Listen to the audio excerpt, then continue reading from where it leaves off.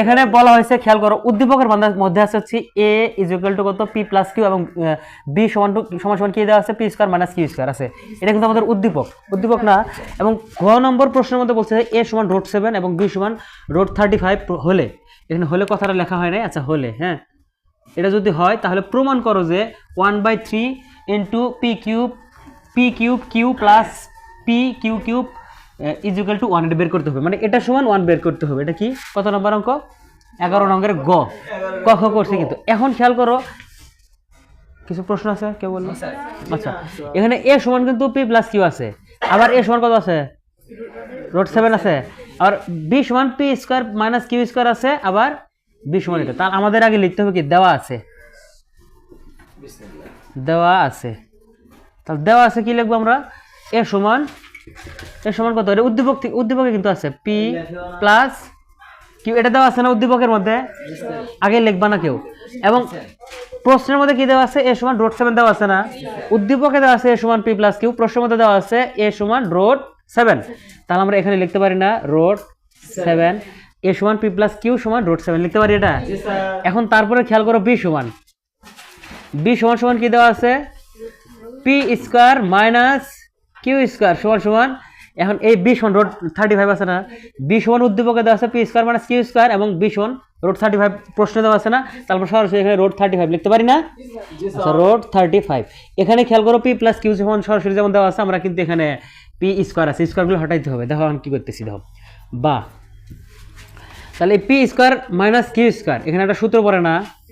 p কে যদি a ধরি, q কে যদি b ধরি, a স্কয়ার মাইনাস b স্কয়ারের সূত্রটা কি? অনুশীলন না, সূত্র কি? সূত্র 3, a square minus b square, সূত্র 3 আছে না? তাহলে এটাকে যদি a ধরি, এটাকে যদি b ধরি, a square minus b square না? তাহলে যে a square minus sorry a square minus b square হচ্ছে a প্লাস b ইনটু এই যে a লিখতেছি, দেখছো? p প্লাস q মানে কি a প্লাস b হয়েছে ইনটু a মাইনাস b মানে কি p minus q। a square minus b স্কয়ারের সূত্র হচ্ছে a plus b into a minus b, যেখানে a হচ্ছে p, b হচ্ছে কত? q। হাসো কি আরেক মুখ হায়া? আচ্ছা থাক, ওইদিকে সময় কম। তাহলে √35 আছে না? √35 কে আমরা ভাঙতে পারি হচ্ছে 5 7 35 না? আমরা লিখতে পারি না √7 ইনটু 5 লিখতে পারি? এটা লিখতে পারি, দেখো তো সবাই। √35 আছে, 7 ইনটু 5 লিখতে 5 7 35 হয়। তাহলে আমরা এই জিনিসটা আরেকবার রিপিট করতেছি, দেখো p square minus q square মানে কি? a স্কয়ার মাইনাস b স্কয়ারের সূত্র হচ্ছে a plus b into a minus b। কথা বলো কেন? a plus b into a minus b। আর এখানে √35 আছে, আমরা কি 7 গুণ 5 লিখি, 5 7 35, ঠিক আছে? বা এখানে একটা জিনিস খেয়াল, p প্লাস q আছে না? p প্লাস q সমান কত দেওয়া আছে দেখো তো দেখি। p প্লাস q সমান হচ্ছে a আর s বর্গের √7 না? এই যে p প্লাস q সমান √7 না? তাহলে আমরা p প্লাস q এর পরিবর্তে √7 লিখতে পারি? √7 লিখছি। আর এখানে থাকলো p মাইনাস q থাকলো না? এই p মাইনাস q থাকলো সমান এখানে একটা জিনিস করতে পারি হচ্ছে √7 ইনটু √5 লিখতে পারি? আলাদা আলাদা দিতে পারি না? √7 এর উপর 7 এর উপর রোড আছে, 5 এর উপর রোড আছে, আমরা আলাদা আলাদা করে দিলাম। প্রশ্ন কেন করলাম এটা একটু পরে বুঝতে পারবা। আচ্ছা দাঁড়াও একটু, বা খেয়াল করো এই √7টা এখানে কি অবস্থা আছে? ওই পাশে গেলে কি হবে? তাহলে p মাইনাস q থাকলো না এখানে সমান √7 ইনটু √5 আছে, ভাগ মানে কি নিচে যাবে না? ঠিক আছে? এখন এই যে √7টা এই পাশে ছিল, এই যে ভাগ নিচে দিলাম বুঝতে পারছো এবার? এখন বা p মাইনাস q আছে, p মাইনাস q দিলাম সমান নিচের √7 এর উপরে √7 কাটা যায়, তাহলে নিচের √7 উপরে √7 কাটা গেলে কি থাকে? √5 থাকে না? তাহলে আমরা এখান থেকে বুঝতে পারলাম হচ্ছে p প্লাস q সমান যদি আগে থেকে √7 থাকে, তাহলে p মাইনাস q সমান কি? √5। এই পর্যন্ত বুঝতে পারছো?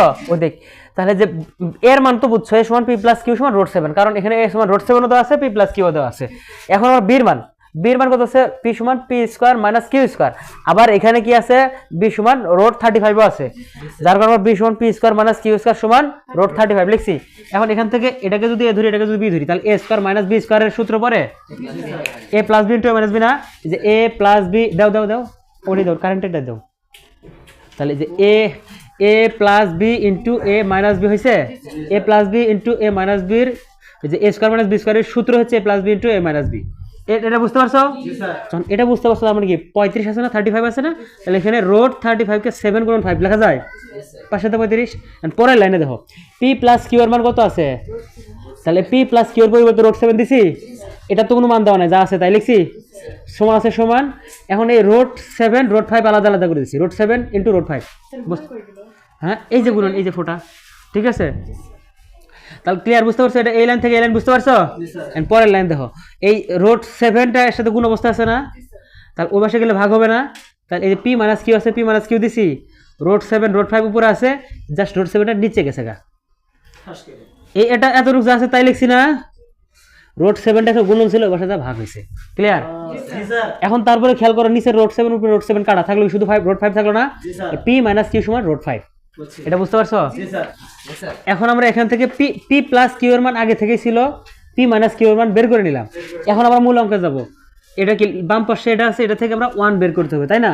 তাহলে আমরা বাম পাশের এটা আমরা লিখবো left hand side, left hand side, আগে লিখিও না। আচ্ছা এখন দেখো আমরা লিখতেছি 1 বাই কত 3। আচ্ছা সমস্যা নাই, 1 বাই 3 আছে না, তারপর কি পি কিউব কিউ প্লাস কত পি কিউ কিউব, তাই না?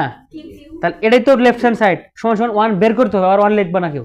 তাহলে 1 বের করতে হবে না, এখান থেকে দেখো 1 বাই 3 আছে না, 1 বাই 3 রাখলাম।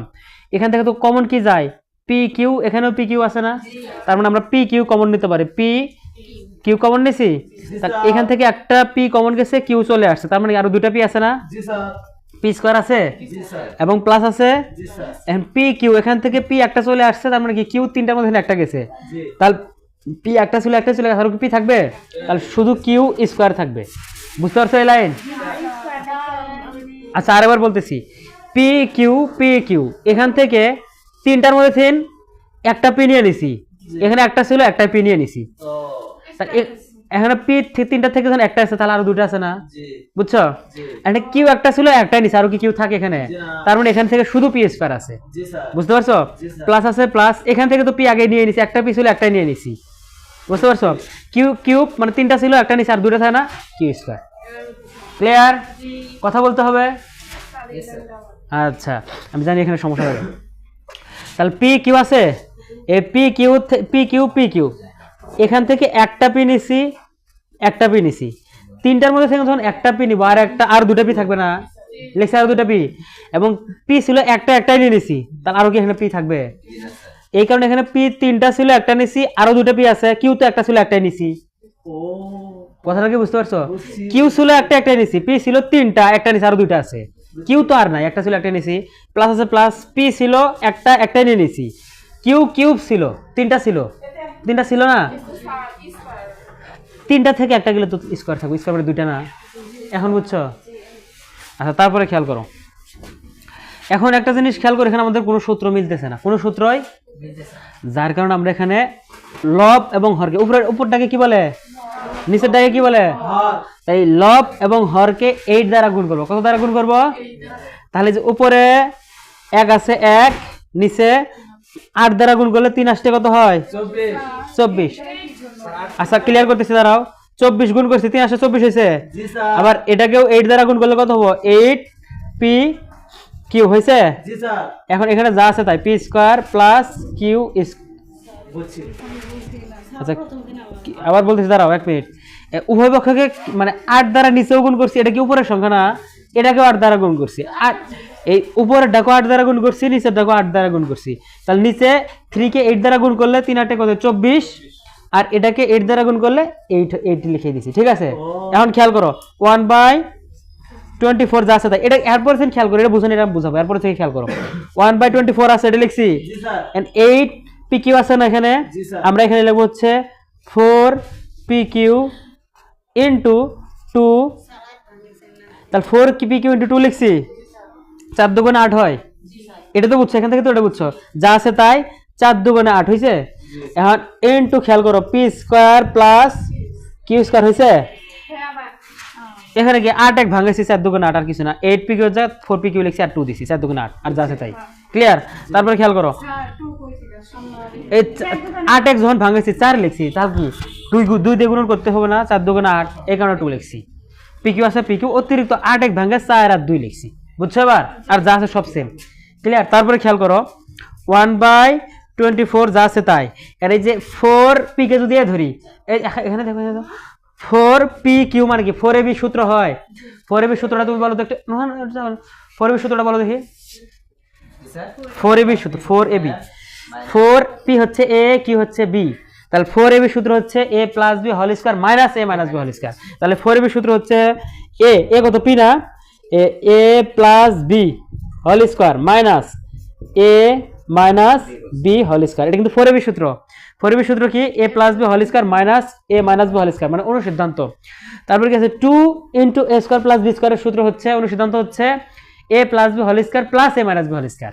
তাহলে দেখো ইনটু আছে না, ইনটু দিলাম, দেওয়ার পরে কি হচ্ছে 2 into a square plus b স্কয়ারের অনুসিদ্ধান্ত হচ্ছে a plus b whole square. এর আগে কি মাইনাস ছিল না, এবার হবে প্লাস, প্লাস এ এই লিখছো plus A minus B whole square, B মানে কি কিউ, বুঝতে পারছো? এবার এখন তো এটা এই সূত্র হচ্ছে এতটুকু, এই সূত্র হচ্ছে এতটুকু। এখন খেয়াল করো 1/24 যা আছে তাই। তারপর কি এই পি প্লাস কিউ এর মান কত, √7, √7 লিখলাম, উপরে স্কয়ার আছে দিছি, মাইনাস আছে দিলাম, পি মাইনাস কিউ এর মান কত, এই যে √5 দিছি, যে এটা ক্লিয়ার না, এখানে ইনটু আছে না, দিলাম ইনটু, পি প্লাস কিউ এর মান কত, √7, উপরে স্কয়ার আছে দিলাম, ঠিক আছে, এখানে স্কয়ার ছিল তাই না, প্লাস আছে প্লাস দিলাম, পি মাইনাস কিউ এর মান কত, √5, স্কয়ার আছে স্কয়ার দিলাম। তারপর খেয়াল করো 1/24 যা আছে তাই, ইনটু আছে ইনটু, স্কয়ার রুট কাটা যায়, থাকলো শুধু 7, মাইনাস স্কয়ার রুট কাটা থাকলো 5, ইনটু আছে ইনটু দিলাম, স্কয়ার রুট কাটা থাকলো কি 7, প্লাস আছে প্লাস দিলাম, স্কয়ার রুট কাটা থাকলো কি 5, ঠিক আছে। এখন এখানে আমি বাকিটুকু এখানে দেখো, বুঝতে বুঝো, 7 থেকে 5 আগে 1/24 আছে, আগে লিখে নিব, 1/24 লিখছি, ইনটু 7 থেকে 5 বাদ গেলে কত হয়, 2 হয়, লিখলাম 2, তারপর ইনটু আছে দিলাম ইনটু, 7 আর 5 যোগ করলে কত হয়, 12, 12 লিখছি। তারপর খেয়াল করো 1/24 আছে, ইনটু 12 দোকানে কত হয়, 24 হয়েছে, এই 24 কাটা 1 থাকলো না, এটাই আনসার। আর কি লেফট হ্যান্ড সাইড সমান রাইট হ্যান্ড সাইড। আচ্ছা রিপিট করতেছি।